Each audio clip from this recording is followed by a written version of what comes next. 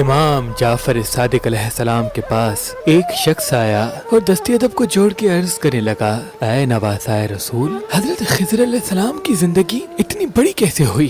اور کیا اس زمین پہ آب حیات ہے؟ بس یہ کہنا تھا تو نواسائے رسول امام جعفر صادق علیہ السلام نے فرمایا، اے شخص، اس زمین پہ ہزاروں سال پہلے اللہ کا ایک نیک بندہ ذوالقرنین بستا تھا، جس کی زمین کے دونوں کونوں پہ حکومت ہوتی تھی۔ اس نے ایک کتاب میں پڑھا کہ آدم علیہ السلام کی وصیت تھی کہ سام بن نوح کی اولاد میں سے ایک شخص چشمہ حیوان سے آب حیات پی لے گا اور وہ تا ابد کی زندگی پائے گا۔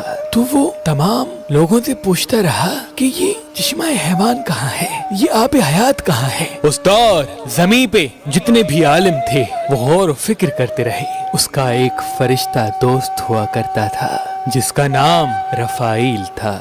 حضرت ذوالقرنین نے اس فرشتے سے پوچھا کہ تم فرشتے اللہ کی عبادت زیادہ کیا کرتے ہو، میں بھی یہ چاہتا ہوں کہ ہمیشہ کی زندگی پاؤں اور اللہ کی عبادت زیادہ سے زیادہ کروں۔ ہمارے پردادا آدم علیہ السلام کی وصیت میں پڑھا کہ اس زمین پہ ایک ایسی جگہ ہے جہاں آب حیات بستا ہے، جو اس کا ایک گھونٹ پی لے گا تو اس کو موت کبھی نہیں آئے گی جب تک وہ خود نہ چاہے یا قیامت نہ آئے۔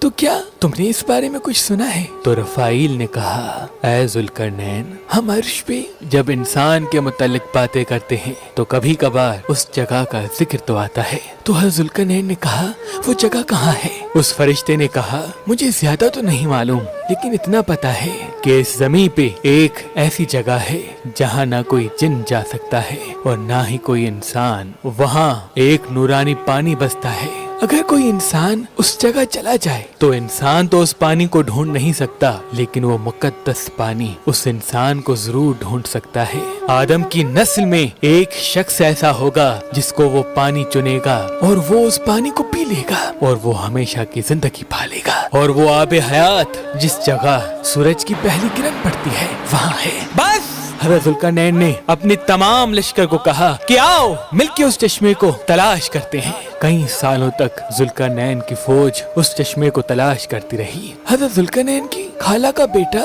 جس کا نام حضرت خضر تھا، جو حضرت ذوالقرنین کی فوج کا سالار بھی تھا، وزیر بھی تھا، مختلف جگہوں پہ حضرت خضر علیہ السلام آب حیات کو تلاش کرتے رہے تو مختلف جگہوں پہ حضرت ذوالقرنین بالآخر تلاش کرتے کرتے ایک جگہ ایسی پہنچی جہاں حضرت خضر اپنے لشکر سے جدا ہو گئے اور اپنے آپ کو ایسا محسوس کیا کہ نہ وہ عرش پہ ہیں اور نہ ہی فرش پہ۔ اتنی دیر میں وہ دیکھیں کہ آنکھوں سے کچھ پردے ہٹنے لگے اور ایک نورانی چشمہ نمودار ہونے لگا۔ حضرت خضر نے جیسے ہی دیکھا کہ وہ پانی دودھ سے بھی زیادہ سفید، آپ قریب گئے، اس پانی کو چھوا اور اللہ کا نام لے کے اس پانی کو پینا شروع کیا۔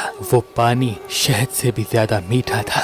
آپ نے جیسے ہی وہ پانی پیا تو آسمان سے صدا آئی، اے خضر، اللہ نے تمہیں چن لیا اور اب تم اس زمین پہ وہ علم رکھتے ہو جو علم اللہ کی خاص امانت ہے۔ حضرت خضر جیسے ہی واپس آئے یہ ساری بات جناب ذوالقرنین کو بتائی۔ جناب ذوالقرنین اور حضرت خضر پھر سے اس جگہ آئے، ادھر ادھر ڈھونڈا لیکن وہ چشمہ نہیں ملا۔ بالآخر وقت گزرتا رہا، لوگ مرتے رہے، یہاں تک کہ حضرت ذوالقرنین بھی اپنے آخری وقت آ پہنچے، لیکن جناب خضر ویسے کے ویسے ہی رہے۔ نہ وہ بیمار ہوئے نہ ان کا جسم زیادہ بوڑھا ہوا۔ حضرت ذوالقرنین کی رحلت کے بعد جناب خضر جنگل کی طرف چلے گئے اور اللہ سے عہد کر لیا کہ اے اللہ، اس زمین پہ جو تیرا نیک بندہ تیرے بندوں کی اصلاح کرنے کے لیے افعال انجام دے گا تو میں اس کی مدد کرتا رہوں گا تاکہ اس زمین پہ امن قائم رہے، محبت قائم رہے۔ سلام ہو اللہ کے نبی حضرت خضر علیہ السلام پر۔ حضرت خضر علیہ السلام